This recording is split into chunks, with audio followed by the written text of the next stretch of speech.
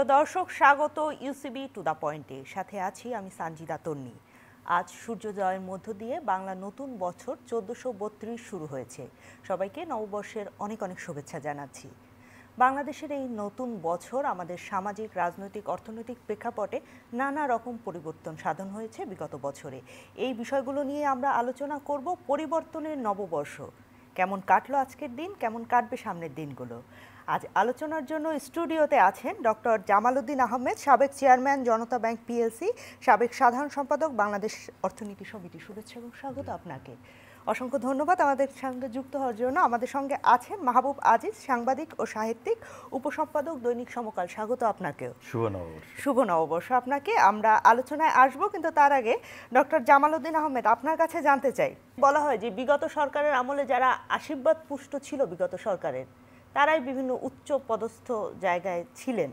আপনিও ছিলেন জনতা ব্যাংকের চেয়ারম্যান হিসাবে, এবং পাশাপাশি আজ যে নববর্ষ উদযাপিত হলো, সেখানে বিগত ফ্যাসিস্ট সরকারের প্রধানমন্ত্রীর মুখের আদলে তৈরি করে একটি আনন্দ শোভাযাত্রা হয়েছে। ফ্যাসিস্ট সরকারের যারা অনুসারী রয়েছে তাদের গাত্রদাহ হচ্ছে কিনা? আপনার এটা তো পরিবর্তিত পরিস্থিতিতে এখন যারা পাওয়ারে আছে তাদের মতনই তো এটা হবে, এটাই তো স্বাভাবিক। এটা তো যাদের মনে কষ্ট হওয়ার তাদের তো অনেকের হবে, আবার অনেকের হবে না। অনেকে খুশি হবে, কেউ বেজার হবে, এটাই তো স্বাভাবিক। কিন্তু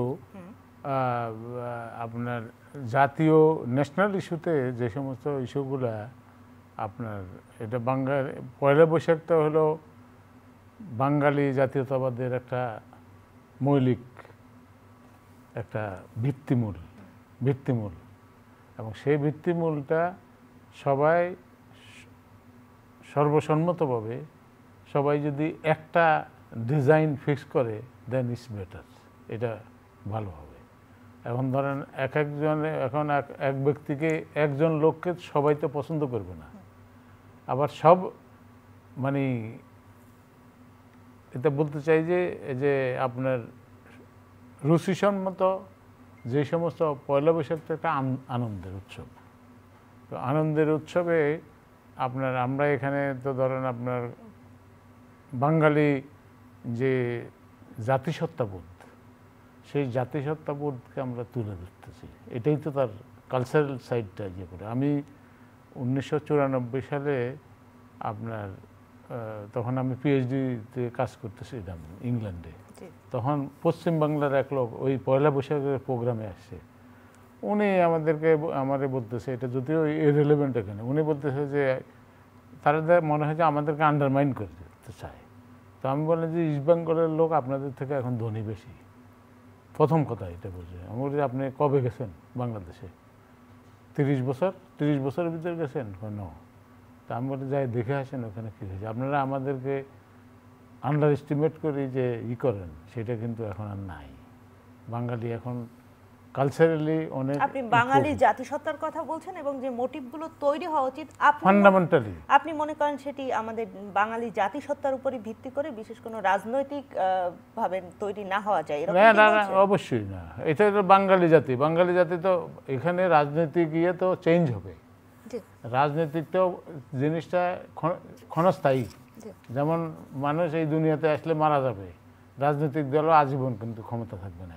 রাজনৈতিক দলও আজীবন ক্ষমতা থাকবে না। আমার প্রথম প্রশ্নটি ছিল, আপনি বিগত সরকারের আশীর্বাদ পুষ্ট ছিলেন কিনা, বিশেষ কোনো সুযোগ সুবিধা নিয়েছেন কিনা? আশীর্বাদ মানে আপনার আশীর্বাদ মানে কি, আমি যে সমস্ত জায়গায় কাজ করেছি এটা আমার পেশাগত যোগ্যতার কারণে। আমি মনে করি না যে রাজনৈতিকভাবে আমাকে সাপোর্ট দিয়েছে, নো। এবং ওইভাবে ওই পর্যায়ে আমি কাজ করার জন্য মানসিকভাবে প্রস্তুত না।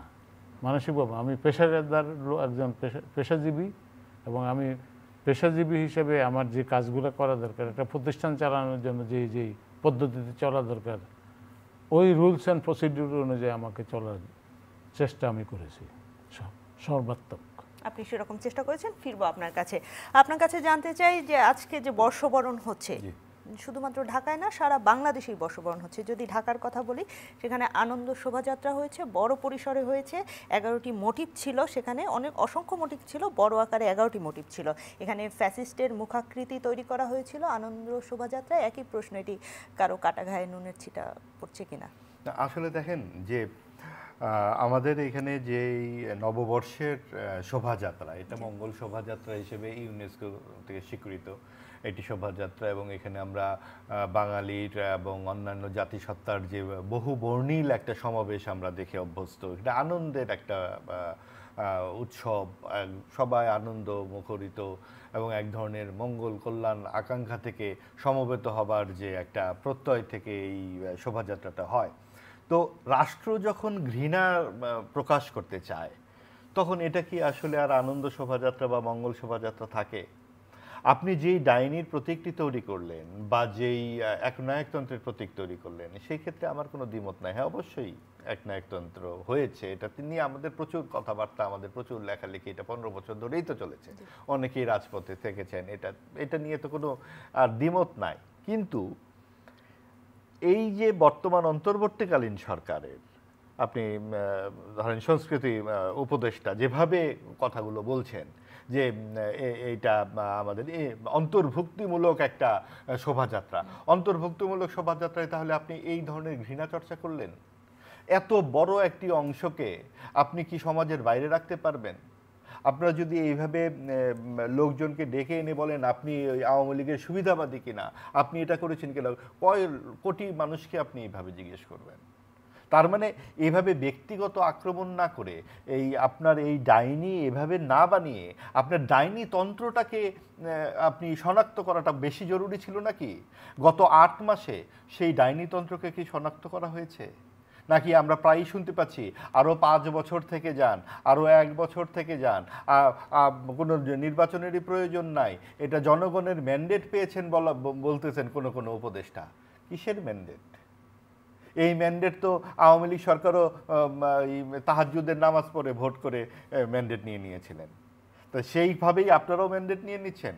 বলা হচ্ছে গণ অভ্যুত্থানই নাকি সবচেয়ে বড় ম্যান্ডেট। গণ অভ্যুত্থানে যারা অংশগ্রহণ করেছিল সকলে তো চাইনি যে এইভাবে, ঠিক আছে একটা গণ অভ্যুত্থান, অবশ্যই গণ অভ্যুত্থানে এইভাবে মানুষ মারা হয়েছে, তার আগে যে যাকে শেখ হাসিনার কৃতকর্মের নিয়ে কোনো সাফাই গাওয়ার কোনো সুযোগ নাই, সেটার জন্য তার শাস্তি হবে।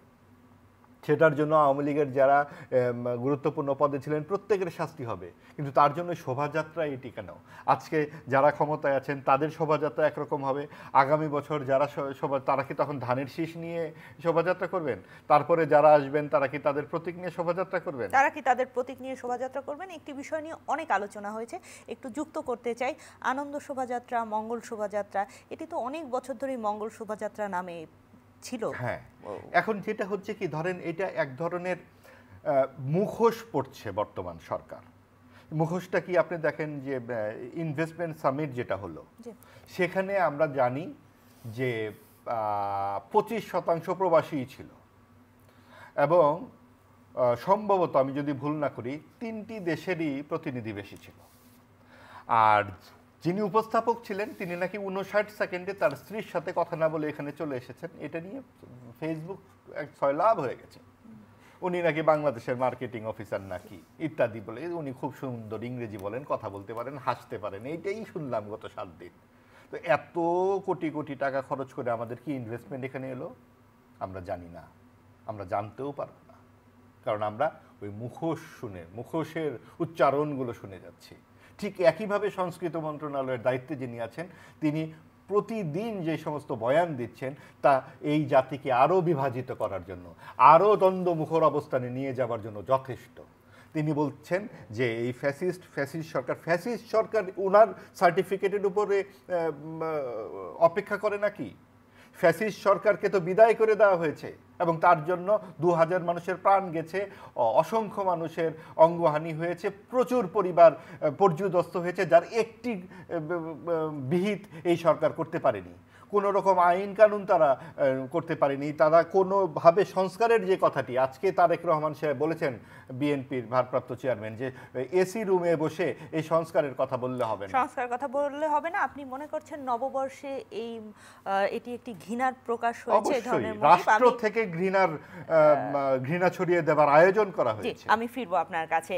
যেহেতু বিদেশি বিনিয়োগের কথা উঠলো, আপনার কাছে জানতে চাই যে অর্থনীতি গতিশীল রাখার প্রয়োজনেই কিন্তু আমাদের এই বাংলা নববর্ষটি শুরু হয়েছিল। যখন প্রথমে শুরু হয়েছিল কৃষিভিত্তিক অর্থনীতিকে তখন একটি বছরের আওতায় আনার জন্যই এই বাংলা নববর্ষ।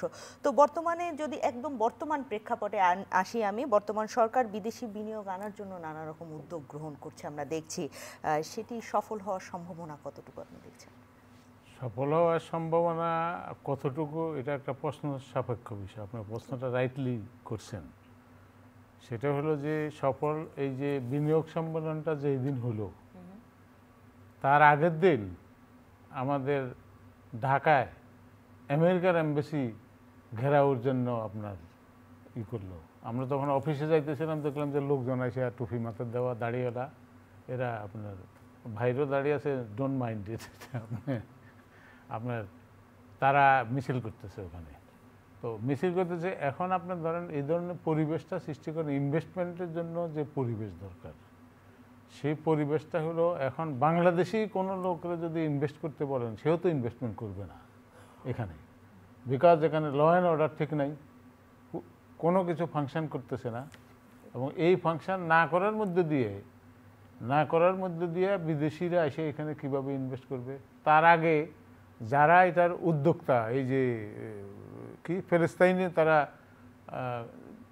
সাপোর্ট করে তাদের পক্ষে নেওয়ার জন্য আমেরিকার বিরুদ্ধে তারা স্লোগান দিতেছে, ঠিক আছে? এখন এই স্লোগানটা আপনি তো এক সপ্তাহ পরেও দিতে পারতেন, অথবা 7 দিন আগে দিতে পারতেন। কেন ইনভেস্টমেন্ট সামিট আগামীকাল, আজকে কেন আপনি করলেন? হু আর দি স্পন্সর? এদেরকে গভর্নমেন্ট তো আইডেন্টিফাই করা উচিত। আমাদের দেশে সুনাম নষ্ট হলো না? এবং যেখানে গভর্নমেন্ট এত, ওই যে ভাই যে বললেন যে কোটি কোটি টাকা খরচ করে বিদেশ থেকে লোকজনরা আনছে, করছে, যাই হোক চেষ্টা করছে, ঠিক আছে। বিভিন্ন মানুষ তো বিভিন্ন ধরনের সেন্টিমেন্ট থাকতে পারে, বিভিন্ন সেন্টিমেন্ট থাকলে আপনাকে তো দিনক্ষণ ঠিক করতে হবে। এবং ঈদের আগের দিন যদি আপনি হরতাল দেন, transport hartal, will it work? এটা ওয়ার্ক করবে না, ইট উইল ড্যামেজ ইউ, আপনার এটা ড্যামেজ হবে। এবং সেখানে ওই দিনকার যে প্রোগ্রাম যারা স্পন্সর করছে, এদেরকে খুঁজে বাইর করা উচিত, এদেরকে খুঁজে বাইর করে। আর তুমি যদি ফিলিস্তিনের জন্য করতে চাও, তাহলে বাংলাদেশে কেন রাস্তাঘাট বন্ধ করতেছো? তুমি যাও ওখানে যুদ্ধে অংশগ্রহণ করো। একসময় গেছে না বাংলাদেশ থেকে, এই যে আপনার 1982-83 সালের দিকে বাংলাদেশ থেকে বহু যুবক, বেকার যুবক ফিলিস্তিনে যুদ্ধে গেছে, এবং ইউনিভার্সিটি থেকে পাশ করা এই ধরনের ছেলে পেলে গেছে। এরা ওখান থেকে তারপরে অন্য দেশে চলে গেছে। ওখানে তো আপনি যদি ফাইটিং আপনার মোড থাকে, তাহলে you go there and participate that war, এবং ফিলিস্তিনের সাথে যোগ দেন, আপনি যোগ দিয়ে যুদ্ধ করেন, ইসরায়েলকে শেষ করে দেন। সেইটা তো আপনি পারতেছেন। আপনি এখানে দেশের ভিতরে এই সমস্ত কাউ করে দেশের বদনামটা সৃষ্টি করতেছে। যে কারণে ইনভেস্টমেন্ট যে সামিটটা গভর্নমেন্ট যে উদ্দেশ্যে করছে, এটা ফলপ্রসূ হয়েছে বলে মনে হয়। কারণ ওখানে তাদের সাংবাদিক পাঠাতে হয় নাই, ওরা ওখান থেকে স্যাটেলাইট দিয়ে খালি মোল্লাদের। আমরা যে পরিবর্তনের নববর্ষ বলছি, তাহলে 1432 সাল বাংলাদেশ অর্থনীতির জন্য কি দাঁড়াচ্ছে? পরিবর্তনের যদি বলেন আপনি, তাহলে বাংলাদেশকে ডিজিটাল বাংলাদেশ করতে হবে। এই ইনস্টিটিউশন দিয়া, এই ল অ্যান্ড অর্ডার দিয়া, এই প্রশাসন দিয়া, এই ইস্ট ইন্ডিয়া কোম্পানির কেরানি দিয়া আপনি কিন্তু বাংলাদেশ, ইস্ট ইন্ডিয়া কোম্পানির কেরানি যারা রাষ্ট্র চালায়, ইস্ট ইন্ডিয়া কোম্পানির কেরানি তো তারাই। এবং সেই ইস্ট ইন্ডিয়া কোম্পানির সিস্টেম যদি আপনার চেঞ্জ না হয়, ওয়ার্কিং সিস্টেম চেঞ্জ না হলে কিন্তু এদেশে ইনভেস্টমেন্ট আসবে না। কারণ আপনার দেখেন, ভিয়েতনাম 1975 সালে আমেরিকানদেরকে দৌড়ায়া ওখানে আপনার তাদের রাষ্ট্র প্রতিষ্ঠা করছে। 5 বছর ধরে তারা দেশের সমস্ত আইন কানুন চেঞ্জ করে একটা বাজার অর্থনীতি চালু করার জন্য ওয়ার্কিং এনভায়রনমেন্টটা তৈরি করে 5 বছর কাজ করছে। রুলস রেগুলেশন, এরা তো ফ্রান্সের কলোনি ছিল ভিয়েতনাম, এবং ওই কলোনিয়াল আইন সবগুলো বাতিল করছে। আমাদের দেশে কলোনিয়াল আইন চেঞ্জ করছে 1972 সালে, করে নাই। এখনও পর্যন্ত 1881 সালে নেগোশিয়েবল ইনস্ট্রুমেন্ট অ্যাক্ট, 1947 সালের ফরেন এক্সচেঞ্জ রেগুলেশন, এটা হলো ব্রিটিশ ইস্ট ইন্ডিয়া কোম্পানি যখন আপনার 1935 সালে যখন ভারত শাসন আইন করে, ওই আইনের পরে কিন্তু রিজার্ভ ব্যাঙ্ক অফ ইন্ডিয়া হয়। সেই রিজার্ভ ব্যাঙ্ক অফ ইন্ডিয়া থেকে আপনার এটা পাকিস্তান যখন স্বাধীন হলো তখন স্টেট ব্যাঙ্ক অফ পাকিস্তান নাম দিল ওইটার, পাকিস্তানের সেন্ট্রাল ব্যাঙ্ক। আমি যদি বুঝতে ঠিক করি যে বাংলাদেশ স্বাধীন হওয়ার পরে আমরা একই জিনিস সিল মারি, খালি নামটা চেঞ্জ করছি। পরিবর্তন হওয়া দরকার, সেই ওটা আমরা করি নাই। We have not change. আমরা আমাদের দেশের জন্য প্রয়োজনীয় যে আইন কানুন এগুলো আমরা তৈরি করি নাই। তৈরি না করে আমরা ব্রিটিশ কলোনিয়াল যে শাসন, পর্তুগিজদের আইন, এই যে ফ্রেঞ্চ যত কলোনি ছিল, প্রায় 30টা কলোনি ছিল আফ্রিকা মহাদেশের, এই প্রত্যেকটা দেশের গরিব হয়ে থাকার কারণ হলো পুরানা আইন তারা চেঞ্জ করতে পারে নাই। পুরানা আইন চেঞ্জ করতে পারে নাই। এখন এটা আমাদের ইস্ট ইন্ডিয়া কোম্পানির রুল অনুযায়ী আপনি একপাক্ষিকভাবেই বলছেন কিনা সেই বিষয়টি নিয়ে আপনার কাছে ফিরবো। মাহবুব আজিজ, আপনার কাছে জানতে চাই, রাজনীতি যখন বিপদে পড়ে তখন আমরা দেখি সংস্কৃতি জেগে ওঠে, সাংস্কৃতিক কর্মীরা জেগে ওঠে, সেখানে কবি, সাহিত্যিক, সাংবাদিক, বুদ্ধিজীবী সবাই জেগে ওঠে। কিন্তু বাংলাদেশে আমরা এই মুহূর্তে দেখছি যে সাংস্কৃতিক কর্মীরা সেইভাবে তাদেরকে আমরা পাচ্ছি না। সবাইকে মনে হচ্ছে এক ধরনের গর্তে লুকিয়ে আছে। কেন? না, আসলে ব্যাপারটা এরকম নয়। দেখুন, যে বিভাজনের কথা আমরা আজকে আলোচনা করছি, এই বিভাজনের রাজনীতি কিন্তু আওয়ামী লীগও যথেষ্ট পরিমাণে করেছে।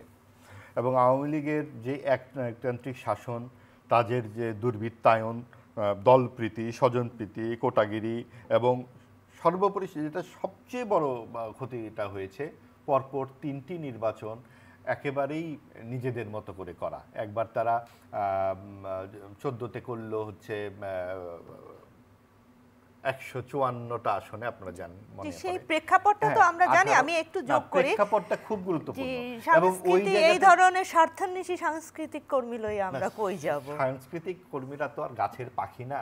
তারা তো সাংস্কৃতিক কর্মীদেরকে তো আলাদা করে আপনি বাইরে থেকে রাখবেন না। এরাও আওয়ামী লীগেরই বেনিফিশিয়ারি, অনেকের আওয়ামী লীগের অনেক নেতাকর্মী তারা যেখানে অংশগ্রহণ করেছে। এখন আজকে যখন একটা পরিবর্তিত পরিস্থিতিতে, তখন তো তারা সেইভাবে কাজ করতে পারছে না, স্বাভাবিকভাবে পারবে না। কিন্তু এখন যারা কাজ করছেন তারা কিন্তু দেখেন, শিল্পকলা একাডেমিতে তারা বলছেন ঈদের রাতে, চাঁদ রাতে তারা গান বাজনার আয়োজন করছেন। এবং বলা হচ্ছে সংস্কৃতি মন্ত্রণালয়ের থেকে যে পরবর্তীতে এটা চলতে থাকবে, দেশ জুড়ে চলতে থাকবে। তার মানে শিল্পকলা একাডেমির কাজ কি ঈদের আগে চাঁদ রাতে গান বাজনা করা, পূজা পার্বণ করা, বৌদ্ধ পূর্ণিমা করা, বড়দিন করা? দেশে কি নাচ, গান, আবৃত্তি ইত্যাদি আর থাকবে না? ব্যাপারটা তো তাই দাঁড়াচ্ছে। অর্থাৎ এক ধরনের, যেটাকে বারবার আমরা বলতে চাচ্ছি, এক ধরনের মুখোশ পরে নানান রকম কথাবার্তা বলা। তো এটা কিন্তু এই সরকারের কাজ হতে পারে না। সরকারের কাজ হওয়া দরকার যে যেটুকু অন্তর্বর্তীকালীন সময়ের মধ্যে তারা সংস্কারের জায়গা থেকে আমাদের মূল জায়গাগুলো, নীতি নির্ধারণের জায়গায় কাজগুলো করবার দরকার ছিল।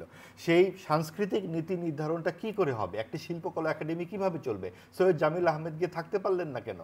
সেখানে তিনি পদত্যাগ করতে বাধ্য হলেন। আপনি দেখেন আজকে যে সরকারের, এই অন্তর্বর্তীকালীন সরকারে ডক্টর ইউনূসের মতো একজন ব্যক্তিত্ব যে এটার প্রধান, তার নেতৃত্বে আমরা কি কিছু নীতি নির্ধারণী ব্যাপারগুলো পেতে পারতাম না? জাতি কি পাচ্ছে? বিভাজন, ঘৃণা, বিভিন্নভাবে তুমি এখান থেকে সরে যাও, তুমি এখান থেকে সরে যাও, দখল, পাল্টা দখল, বাস দখল, বাস স্ট্যান্ড দখল, এই প্রত্যেকটা দখল। এই সাংস্কৃতিক কর্মীদেরকেও আপনি শেষের কবিতার নাটকটি গতকালকে দেখেন, প্রচার হবে না কারণ তৌহিদি জনতা বলেছে নাটক হবে না। আপনি নারীদের প্রতি কটূক্তি করা হচ্ছে রাস্তাঘাটে। আপনার সাংস্কৃতিক কর্মীদেরকে আলাদা করে আপনি কি বলবেন? তারা কি এখানে কি বলবে? কার পক্ষে কি বলতে আসবে? কাজে এই পুরো জিনিসটা তো একটা নীতি নির্ধারণী একটা বিষয়। আমরা যদি এইভাবে আপনার মুক্তিযুদ্ধের ভাস্কর্য ভেঙে ফেলা হচ্ছে, স্থাপনাগুলো ভেঙে ফেলা হচ্ছে, এখানে ডানপন্থার উগ্রবাদের উত্থান হচ্ছে, এই জায়গায় সব দোষ আপনি সাংস্কৃতিক প্রতিনিধিদেরকে দিয়ে দিবেন? আমি আপনার কাছে শুধুমাত্র জানতে চাইছি, বারবারই যদি সংস্কৃতির কথা আসি, বাংলাদেশের শিল্প সংস্কৃতির কথা আসে, সেখানে তৌহিদি জনতা একটা শব্দ খুব চলে আসছে। শিল্প সংস্কৃতি কি রাজনীতি বিমুক্ত? এটা তো ওতপ্রোতভাবে রাজনীতি তো সবকিছুকে নিয়ন্ত্রণ করে। এই প্রশ্ন করতেই হয় আবারও উল্টো করে যে এই তৌহিদি জনতা লই আমরা কই যাব? এই তৌহিদি জনতাকে এটাকে বের করতে হবে সরকারের। সরকার তো তাদের প্রশ্রয় দিচ্ছে। আজকে যখন আপনার ভাঙচুর হলো শেখ হাসিনার ওই ডাইনি প্রতিমূর্তি, একদিনের মধ্যে তারা বানিয়ে ফেলতে পারলো, তাহলে 32 নম্বর যখন ভাঙলো এভাবে খাড়াতাল গাছের মতো দাঁড়িয়ে থাকলো কেন আইন শৃঙ্খলা বাহিনী? তার মানে সরকার চেয়েছে এটা ভেঙে যাক, বুলডোজার নিয়ে এসে ভেঙে দিয়েছে। তার মানে আর বুলডোজার নিয়ে কি ভাঙতে চায় সরকার, সেটাও তো আমাদের অপেক্ষা করতে হবে। তার মানে এই তৌহিদি জনতা কার প্রশ্রয়ে তৌহিদি জনতা হচ্ছে? একটা দেশের যে সাম্প্রদায়িক সম্প্রীতিটা আছে, যে আনন্দ মুখর পরিবেশটা আছে, এইটা রক্ষার দায়িত্ব কার? অবশ্যই সরকারের।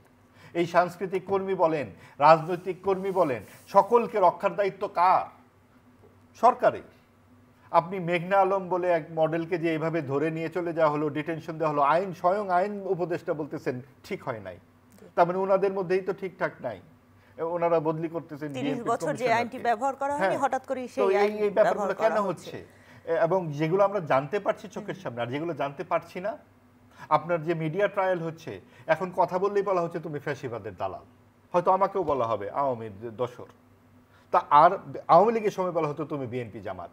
তার মানে কি আমরা কথা বলতে পারবো না? আমরা সমালোচনা করতে পারবো না? আপনি সমালোচনা করলেই আপনি বলবেন আওয়ামী লীগের ফ্যাসিবাদের দোসর।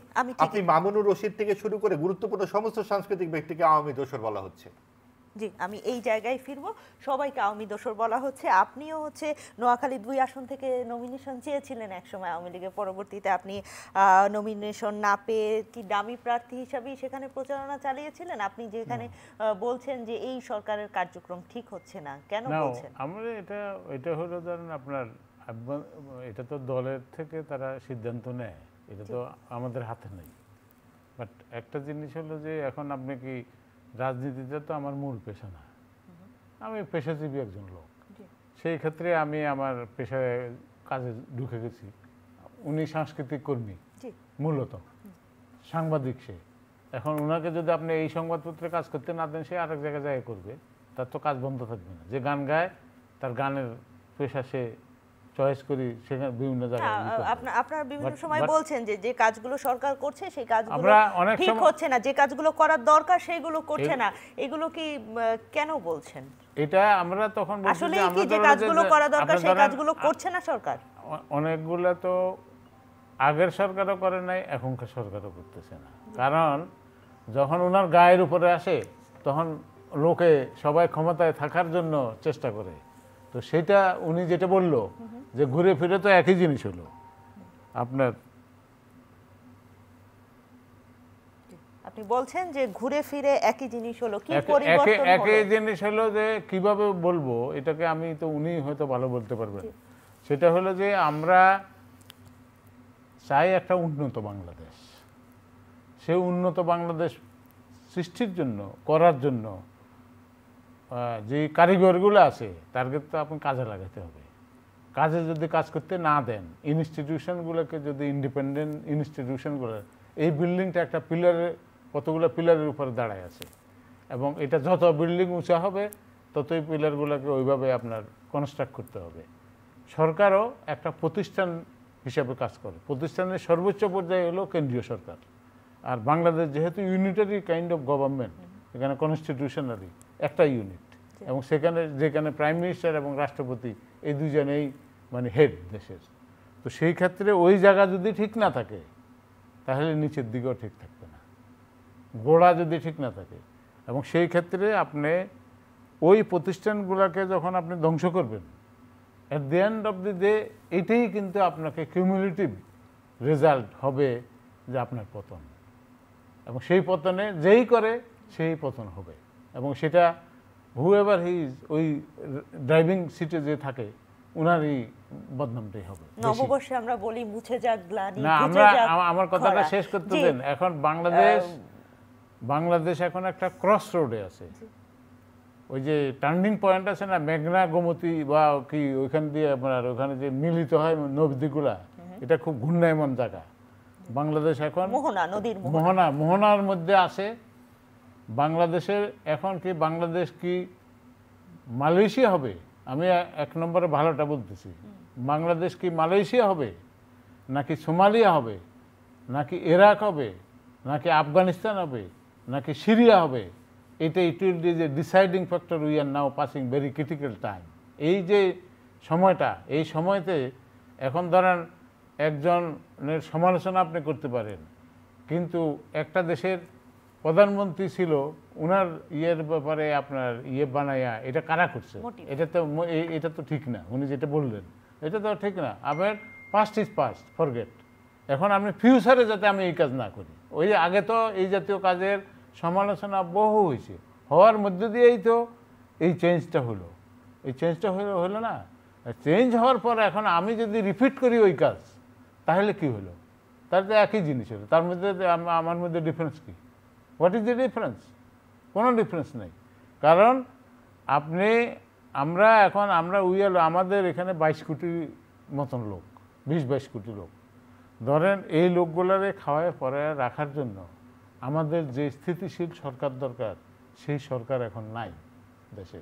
এটা সবাই স্বীকার করতেছে, বাইরের ইন্টারন্যাশনালি, ন্যাশনালি। এবং অপরদিকে আমেরিকাতে যে পাগলা একজন রাষ্ট্রপতি এসছে, আমেরিকার রাষ্ট্রপতি সে যে ট্যারিফ চালু করছে, এটাতে আমাদের কি ক্ষতি, কি লাভ হবে, এগুলো নিয়ে আমরা চিন্তা না করি আমরা মারামারি করতেছি।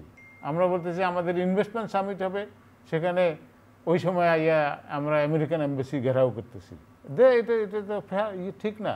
এটা তো ঠিক না। আমার একেবারে শেষ প্রশ্ন, যে প্রশ্নটি কিছুক্ষণ আগেই আমি করতে চেয়েছিলাম, যে এই নববর্ষে, এই সামনের যে একটি বছর রয়েছে বাংলাদেশের, সম্ভবত সেখানে নির্বাচনও হতে পারে, রাজনৈতিক পরিবর্তনও হতে পারে বাংলাদেশে, যেমনটাই আমরা শুনছি। আপনি কি মনে করেন সামনের এক বছর কেমন যাবে বাংলাদেশের জন্য? সামনের বছর তো সবাই তো ভালো চায়, কে খারাপ চায়? আপনি চান খারাপ? ওনাদেরকে জিজ্ঞাসা করেন, আপনাদের কোম্পানির লোকজন সবাই ভালো চায়। ভালো যে চাইতেছে, এটা তো সিগন্যালটা কি? আমি আমার কার্যকলাপের মধ্যে দিয়েই তো আমি ভালোটা প্রিডিক্ট করব। প্রিডিকশনটা, এই যে প্রজেকশনটা করে, সেই প্রজেকশনটা করে এক্সিস্টিং সিচুয়েশনকে অ্যানালাইসিস করে তখন ফিউচারের ভবিষ্যৎ নির্ধারণ করে। সেখানে আমরা এখন যেভাবে চলতেছি, এই চলার মধ্যে দিয়ে আমাদের এখন ফার্স্ট কাজ হলো নির্বাচন হয়ে যাওয়া। নির্বাচনটা হয়ে যাওয়ার পরে দে উইল ডিসাইড, যারা ইলেকশনে জিতে। এটা তো আপনি ডেমোক্রেসিতে বিশ্বাস করেন। বাংলাদেশের কনস্টিটিউশন, এটা একটা বৈধ সরকার। অনেকে বলে অবৈধ, অবৈধও না, কনস্টিটিউশনালি সবাই মানিয়ে নিছে, এখন এইভাবেই আছে। যাই হোক, কনস্টিটিউশনকে আমাদের মানতে হবে, এবং সেখানে নির্বাচনের মধ্য দিয়ে আপনার অস্থায়িত্ব, এখন যে অস্থায়ী সরকার বলে, অস্থায়ী সরকার হলে কিন্তু তার দায় দায়িত্ব কিন্তু অস্থায়ী না। উনি যে কাজটা, এখন আপনি যদি অ্যাক্টিং প্রাইম মিনিস্টার হন অথবা ক্যাটাগরি গভর্নমেন্টের হেড হন, তাহলে রাষ্ট্রের যে ফাংশনগুলা, প্রত্যেকটা ফাংশন আপনাকে শূন্যতা অনুযায়ী করতে হবে, নিয়ম অনুযায়ী আপনি চালাবেন, এবং সেখানে স্থায়ী আর অস্থায়ীর কোনো ইয়ে নেই। যেমন একজনের রাস্তাঘাট বন্ধ হয়ে গেছে, মানুষ চলতে পারতেছে না, তারপরে চাঁদাবাজি হইতেছে, লুটপাট হইতেছে, এই জিনিসগুলো যদি আপনি বন্ধ না করেন, তাহলে তো এটা তো মূল কাজের আপনার ফরজ কাজ। এটা রাষ্ট্রের প্রথম কাজ হলে মানুষের নিরাপত্তা দেওয়া, নাগরিকের নিরাপত্তা, পুলিশ বাহিনী, তারপরে বিচার ব্যবস্থা, বিচারক, প্রত্যেকের যে আচরণ, বিহেভিয়ার, সরকারের রুলস অনুযায়ী সব কিছু লিখিত আছে। এখানে কোনো রকমের মুখের কোনো কথা না, সব কিছু লিখিত আছে।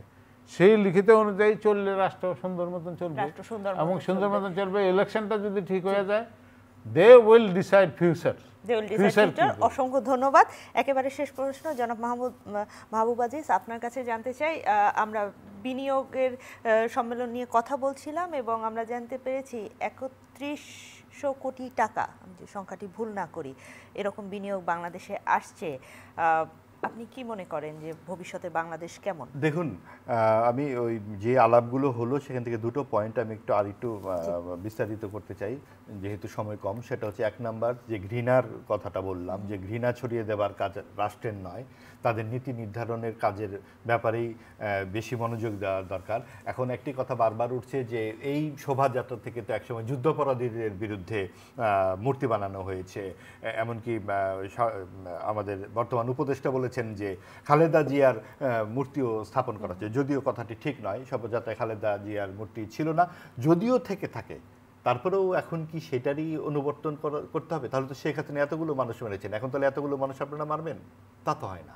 তার মানে যে যার অপরাধ করেছে সে তার জন্য তা প্রাপ্য পাবে, কিন্তু পরবর্তীতে যারা আসবেন তাদেরকে একটা গুরুত্বপূর্ণ কিছু সিদ্ধান্ত নিতে হবে জাতির স্থিতিশীলতার জন্য, মানুষের সাম্যাবস্থার জন্য এবং দেশের গণতন্ত্রের বিকাশের জন্য। এই জায়গাগুলোতে এই নতুন বছরে আমার যেটা আহ্বান থাকবে যে সরকারের অন্তর্বর্তীকালীন কাজগুলোতে সুনির্দিষ্টভাবে পদক্ষেপ নিক, এবং সেটা হচ্ছে যে সংস্কারের কথা বলেছে, সংস্কার একেবারে বছরের পর বছর ধরে করতে হবে না, এটা খুব কম সময়ের মধ্যে, যাতে আরেকটি ফ্যাসিস্ট সরকার না, যে সরকারটি আসবে আবার ফ্যাসিস্ট না হয়ে ওঠে, সেই জন্য কিছু কাঠামোগত কেউ বলছেন এই সরকারকে 5 বছর রাখতে চায়। এটা তো যে আবার ফ্যাসিজম চায়, কারণ যারা আম দুধ পাচ্ছে তাদের তো 5 বছর না 50 বছর দরকার। যেমন আগে শেখ হাসিনাকে বলা হতো 42 সাল পর্যন্ত থাকেন, এখন আরেকজনকে বলা হচ্ছে যে ম্যাজিক্যাল ফিগার এসে গেছেন দেশে, তাকে আর 52 সাল পর্যন্ত থাকা দরকার। তার মানে এই যারা যা বলবে এটাকেই তো তেলবাজি কথোপকথন আমরা বলছি, এইটাকে প্রশ্রয় দেবার কিছু নাই। এটাকে প্রশ্রয় দেওয়ার কিছু নাই। বিনিয়োগ সম্মেলন নিয়ে ছোট করে কিছু বলবেন? বিনিয়োগ সম্মেলন নিয়ে আমি যেই কথাটি বলতে চাই যে এখন অন্তর্বর্তীকালীন সরকারের কাছ থেকে আমাদের সামনে একটি বাজেট আসছে, মিনিমাম বাজেটটুকু দেখলে আমরা বুঝতে পারবো আসলে কি হচ্ছে, এবং একটা নির্বাচনকে কিভাবে ত্বরান্বিত করা যায় একটা সংস্কারের মাধ্যমে, মিনিমাম সংস্কারের মাধ্যমে দেশে গণতন্ত্র আসুক। যদি এই সরকারের কেউ পরবর্তীতে দায়িত্ব পালন করতে চান তাকেও নির্বাচিত হয়ে আসতে হবে। নির্বাচন ছাড়া কোনো কথা নাই, মানুষের চোখের দিকে তাকিয়ে কথা বলতে হবে এবং মানুষকে চোখের দিকে তাকিয়ে থাকবার সেই স্পেসটুকু মানুষের যাতে থাকে, কথা বলবার সুযোগ দিতে হবে। মানবাধিকার এবং কথা বলবার স্বাধীনতার জন্যই এত মানুষ প্রাণ দিয়েছে, বারবার প্রাণ দিচ্ছে, এই জিনিস আর চলতে পারে না, অসংখ্য ধন্যবাদ আপনাদের দুজনকে। প্রিয় দর্শক, ইউসিবি টু দ্য পয়েন্ট থেকে আজকের মতো বিদায় নিচ্ছে। আমাদের আলোচকরা যেটি বললেন যে উন্নত বাংলাদেশ গঠনে আমাদের যে রাষ্ট্রীয় অবকাঠামো রয়েছে, রাষ্ট্রীয় যে প্রতিষ্ঠানগুলো রয়েছে, সেগুলো আসলে উন্নত করা জরুরি, এবং আমরা ঘৃণার বহিঃপ্রকাশ না করি, আমরা বিভাজনের রাজনীতি না করি। দেশের মানুষ সুন্দরভাবে যেমন নববর্ষ পালন করছে, ঠিক তেমনভাবে সারাটি বছর তাদের ভালো যাক এবং দেশের মানুষ তাদের ভোটাধিকার প্রয়োগ করুক, একটি নির্বাচন আসুক যেমনটি তারা চায় সেটিই হোক, সেই প্রত্যাশায় আজকের মতো শেষ করছি। সবাইকে অসংখ্য ধন্যবাদ।